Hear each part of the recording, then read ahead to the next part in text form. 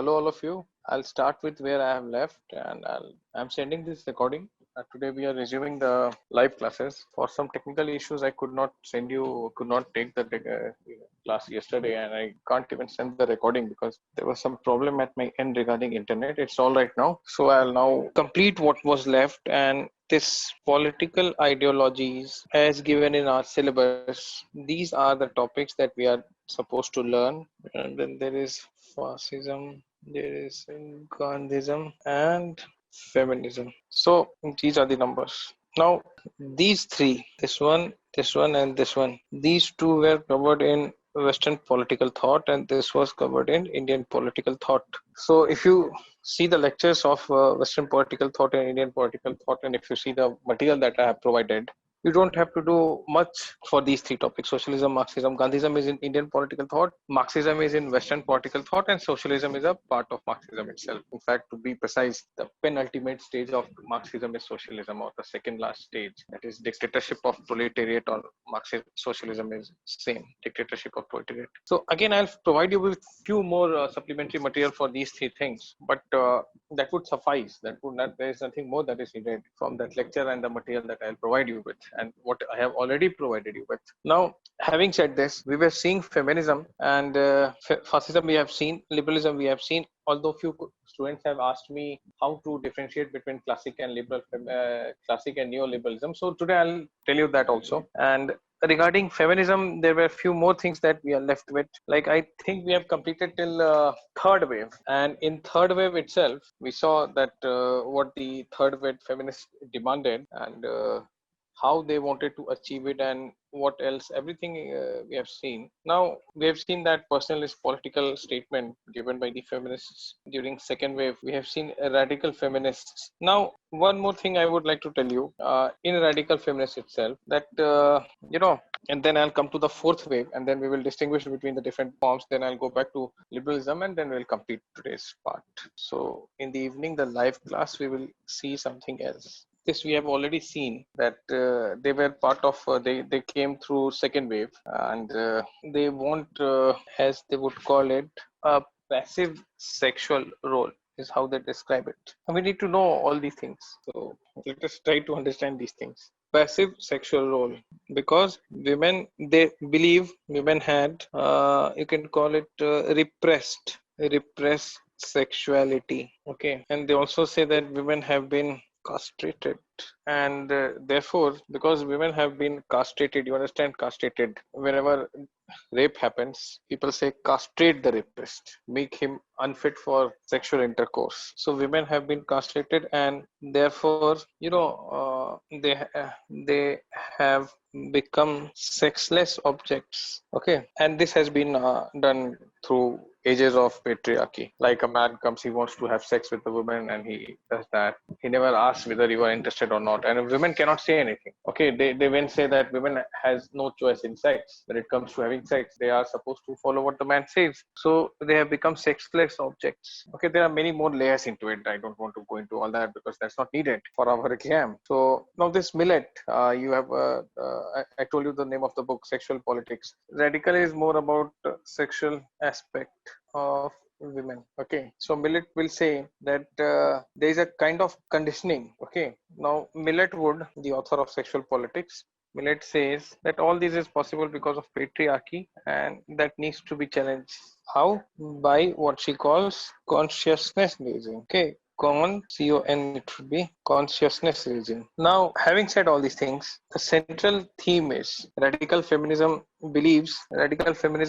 always believes that women are sexually repressed. Okay, is central theme of radical feminism. And other forms of exploitation, racial hatred, it can be class struggle, that men and women are not paid same remuneration for same work, are secondary. So for a radical feminist, these things are secondary. This is the most important thing. Okay, this is the most important thing that they would say, and they will blame patriarchy for that, as always. And they also say all men.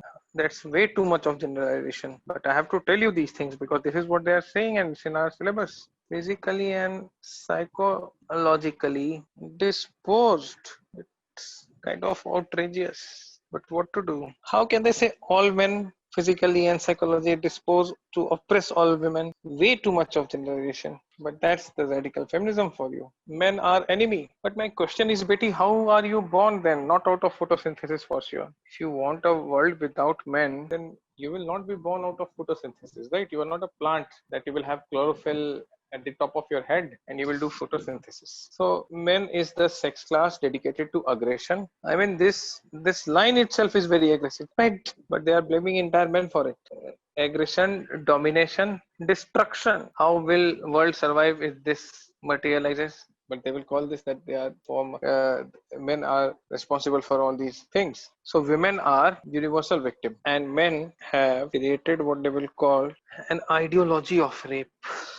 That is a conscious process of intimidation by which, that's why they are called radical. All men keep all women. I mean, what sort of argument is this? State of fear. Men rape, such an analysis of rape you will hear, because they can, because they have the biological capacity to rape.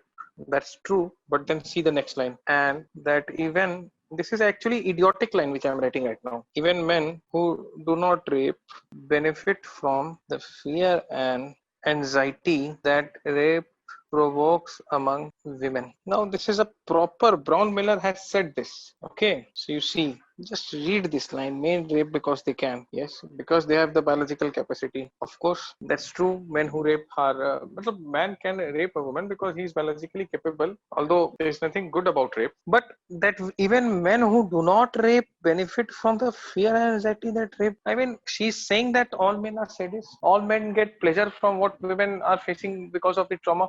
This is trivializing rape, in my opinion. If it intimidates a feminist among you, I do not care. This is trivializing a gross crime of rape. That all women, all men who do not rape benefit from the fear. I mean, what kind of logic this is? But then that's why they are called radical feminists. She's one.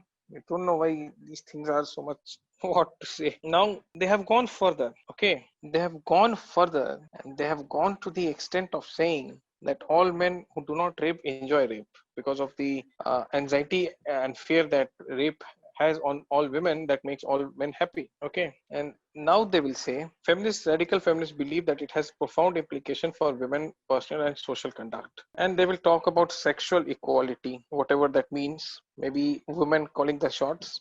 Sexual equality is impossible, they would say, as all relationships between men and women involves oppression. Therefore, heterosexual women who are attracted towards men are heterosexual, and heterosexual men are those who are attracted towards women, like straight. Heterosexual is another word for straight. So heterosexual women are male identified, who cannot realize their true potential. They can never be female identified. They are male identified, and therefore they can never realize their true potential. So now this will bring to the concept of political lesbianism. Okay, sexual preference are crucially important, very, very important for women. Women who are celibate, brahmachari, who are celibate or choose lesbianism, can regard themselves as women identified women. Now they would further say, what they would say? Let me quote another radical feminist. Her name is P. Grace Atkinson. You know what she says? Feminism is theory, lesbianism is practice. My only concern is, either you are a celibate or a lesbian, your choice, personal choice. Then you become a women identified woman, but how will life be sustained? No, however hard you wish, photosynthesis is not a solution. That's what they believe. So let us know this variation also of radical feminists. Okay, so they believe in sexual equality, and they want to establish harmony between men and women in non-sexist society. So everything is because of sexual feminism. Okay, now what we were seeing in the last class, I want to tell you certain more shades of it. Like you see, this shade of radical feminism we did not discuss in last class. So I had to tell this to you. So just know these things. They might because last year they have asked a question, and I'll give you a model answer to it. Some of the students have asked in the old batch also. The last batch people have asked me, who are now into this answer writing. they have asked me that please give us model answer. I've already given one. I'll give this two, and then I'll keep providing. Don't worry about that. I'll keep sending you all kinds of things that are needed. Now, the fourth wave of feminism. Let us try to understand what is this fourth wave. Which things are they talking about? Now, this is 21st century, began around 2010, 11. Okay, some say during 12, whatever, post 2010. Okay, so this is what happened there, and you see that many layers of feminism we have seen. Now, if there is a consistent theme that runs through feminism in 21st century, now they will talk about the previous forms, that here in 21st century it has shifted its focus from legal equality to a kind of discrimination that is hard to quantify and hard to fight. Now, what they talk about, there are certain features which I would like you to note. Let us kind of write these things and let us move on to our next part. So, just to tell you that I'm sure you must have heard about this Me Too. So Me Too is identified with this fourth wave. Okay, this is identified with fourth wave. Now, things that are here. This is identified.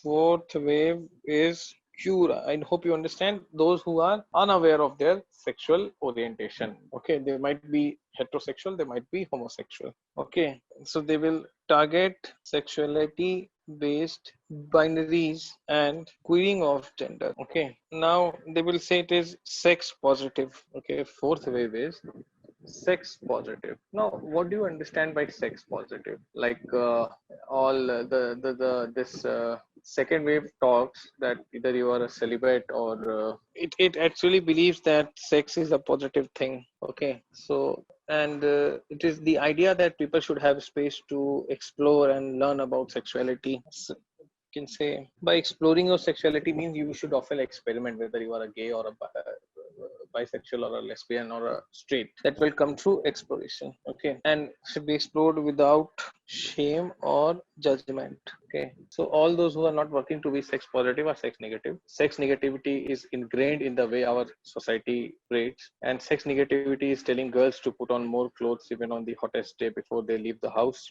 and it's admonized and kind of parents for breastfeeding in public, even though that's what breasts were made for. These are the things that we say violence towards sex worker, trans women, fames, Insta or social media, shadow banning sex educators, slut shaming, victim blaming, good girl, bad girl. These are sex negative things. Okay, so that is what these feminists would say. This is sex positive and this is trans inclusive. They are very accommodative of the transgenders.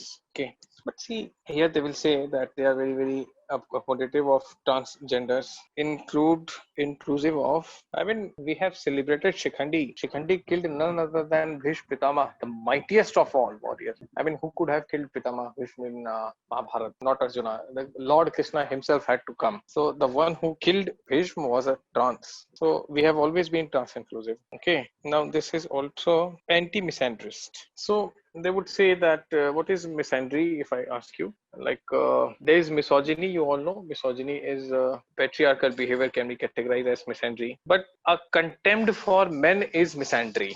Misandry is contempt, or so they will be anti-misandrist. The fourth wave is anti-misandrist.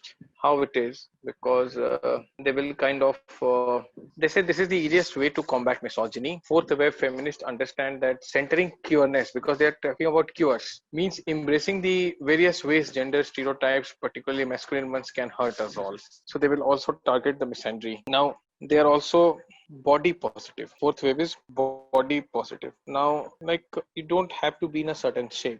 Bodies of various shapes, size, colors are accepted. You can be fat, you can be lean, anything you can be. Now this is digitally driven, internet based. That's why fourth wave is also called hashtag feminism. Okay.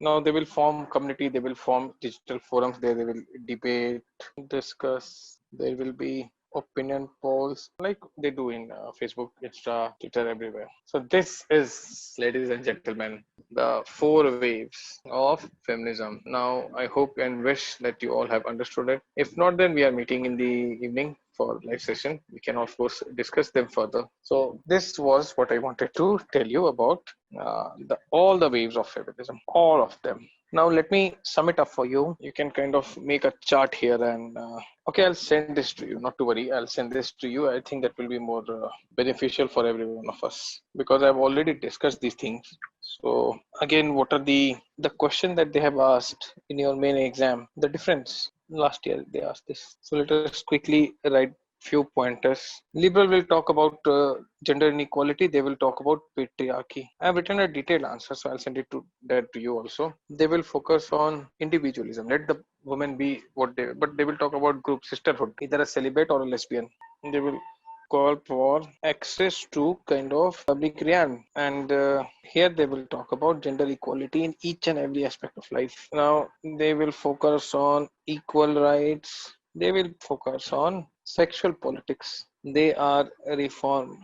They are revolutionary. They will talk about political activism, and they will talk about what she called conscious raising. So this question came. Now I think you can easily answer this question now. So these are the different shades of feminism that we have just seen. Now very quickly, I want to tell you something more, and I think this was the last topic that was left with us, feminism.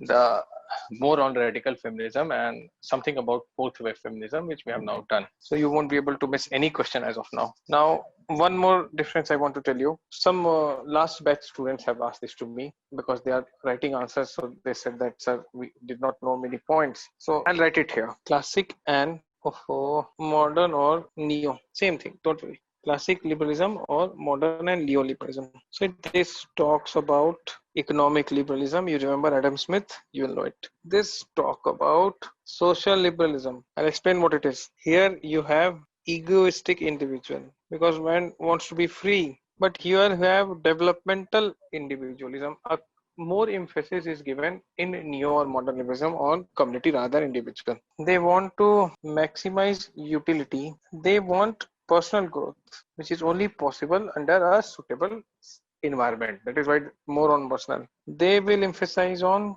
negative freedom, and we know that they emphasize on positive freedom. They want the state to intervene if and where needed. They want a minimal state. State is unnecessary evil, they would say. They want an enabling state, which means state should create enabling features for everyone's growth. Free market, पूरा Adam Smith है ये. Invisible hand. They will not say managed economy. They will say no, government will intervene. Strict meritocracy. Remember, drunkard belongs to gutter. That statement. No, they will have concern for the poor. Individual responsibility here. Social responsibility. Policy. One more you can say. Safety net welfare, and this talks about cradle to grave welfare. Like state will have a role when you are born, state is having a role when you die. That is cradle to grave. Safety net is just provide individuals with kind of you can say this enabling features. Do not intervene. He decide what he wants to do. So this again, if asked, you can easily write the answers. All these points you can use. We have already discussed these points. If you have a question, if you do not understand, feel free to ask me in the evening today itself. Now, something more I want to tell you, although not directly mentioned in syllabus, but I think they can ask. So, and it's always better to know these things because these are concepts that come very handy in our optional somewhere or the other. Even if it's not mentioned, okay. They asked question on Bhikhu Parekh. Now, Bhikhu Parekh is not listed as a thinker in your syllabus, but they have asked this. One of his quotations in your exam. So why should we take risk? Why be in that state where we are oblivion to certain fact? And when these are related concepts, it's best to learn these things. Nothing wrong in that. Now, what is that thing? Two things, and I'll complete this. I very desperately wanted to tell you all these things. And yesterday my net was not working, so I decided कभी तो ठीक हो ही जाएगा. And it started. I made few complaints. It was all right in the morning. So I am now sending this to you. Postmodernism. Now it was used to, describe. This is describe experimental movements in Western arts, architecture, and cultural development. It is a shift. You can say shift away from societies that are kind of structured by industrialization and class solidarity to this was what was happening. So where the shift that from this thing they are moving towards what increasingly fragmented, divided and pluralistic information societies. Informational fragmented and pluralistic information societies. Now, what are these information societies? What do you mean by information society? So, if you were to be quizzed on what is this information society, they would say where individuals are transformed from producers to consumers. Individual replace class, religious and ethnic loyalties. Okay, they will also say there is nothing called certainty. Everything is uncertain, they will say. That is why no absolute truth. So debates, discourse should happen. This is, ladies and gentlemen, postmodernism. Another important kind of concept for us. We need to know what it is. So this will not be asked as a kind of isolated question. Always it will be compared to something, okay, when this postmodernism will be called. Now, one more thing. I have yesterday sent you an article regarding post-truth. Now, I sincerely hope that you have read that. Now, before I discuss post-truth with you, again, this is not given in our syllabus officially. So even postmodernism is not given, but all science students should know these things. I sincerely believe, because these are related concepts. This will often come, very handy. You will be in a position to write so better answers if you use these terms with their by knowing their full meaning. So, what is post-truth? And it became. You have heard about this guy Nietzsche. God is dead, he said. Friedrich Nietzsche. See, it is. He's the main, predecessor of. He was a kind of fascist thinker. I have said this in fascism. Please see that. Now, what he says that humans create concepts, okay, by which they define good and just. So thereby, through which they define the good and just, thereby replacing concept of truth with concept of value. Okay, this he wrote a essay, Truth and Lying in an Extramoral Sense. Truth and Lying in Extramoral Sense. This he wrote in 1873. This was his essay. He says that humans create truth about the world through their use of metaphor, myth and poetry, and this he would say that is kind of responsible for truth is not objective. Kierkegaard would say that truth is subjective. Okay, so that's what they believe, that you think something to be true because you are laden with certain values. It can be false. Now we will also learn Michael Foucault in power concept when we discuss. We have already quoted Derrida, Jacques Derrida, Bruno Latour, Hannah Arendt. We know what she says. She talks about banality of evil, and I told you that there can be a kind of question by mixing both Hannah and Hannah talks about this defactualization. What is that? This is inability to discern fact from fiction. She would say this, that it is the inability to discern, recognize, find out fact from fiction, according to her. So they would say that this has created the post-truth type of environment. Now, she's very critical of American methods. She's even critical of the Jewish methods that you have already seen in our this Western political thinkers. Now, post-truth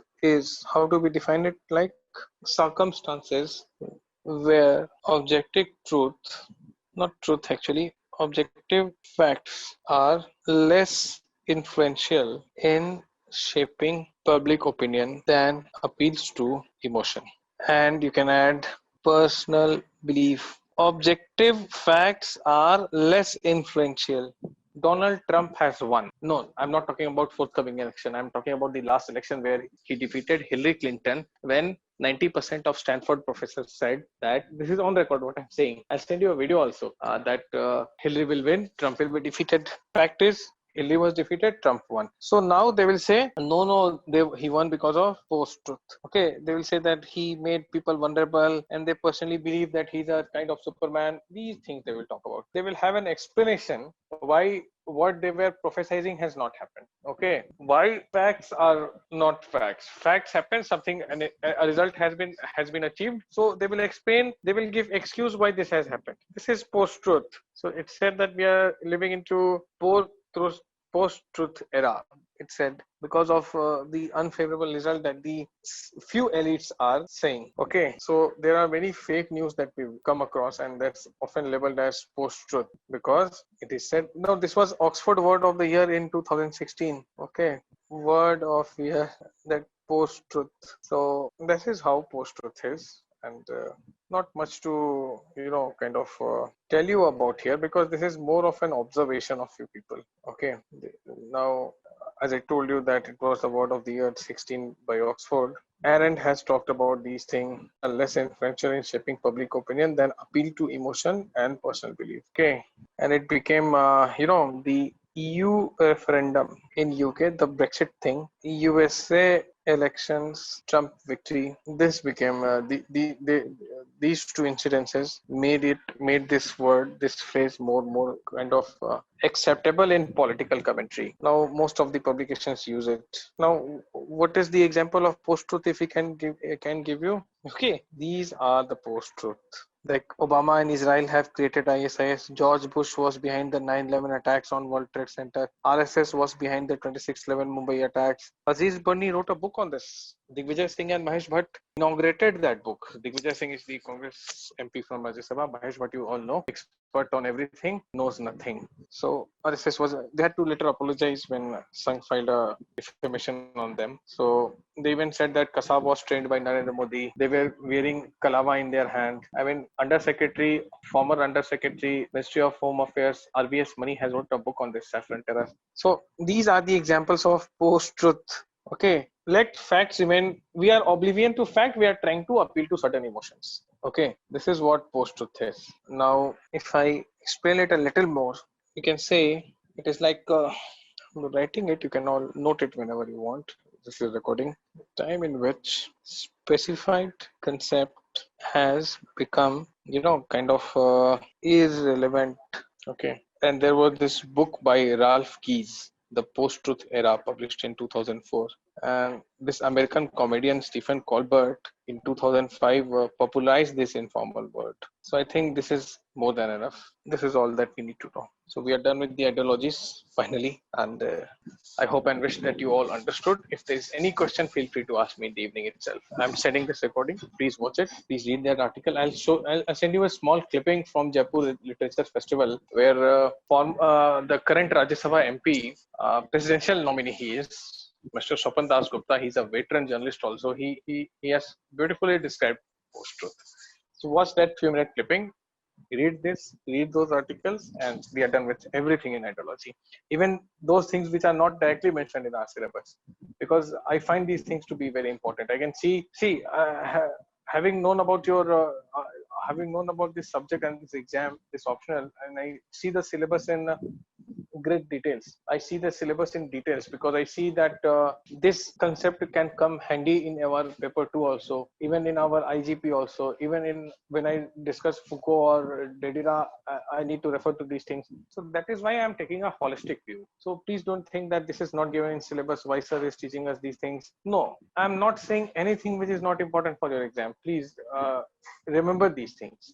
Okay, and I'll keep providing with more materials to you in your respective Telegram groups. So see you all in the evening.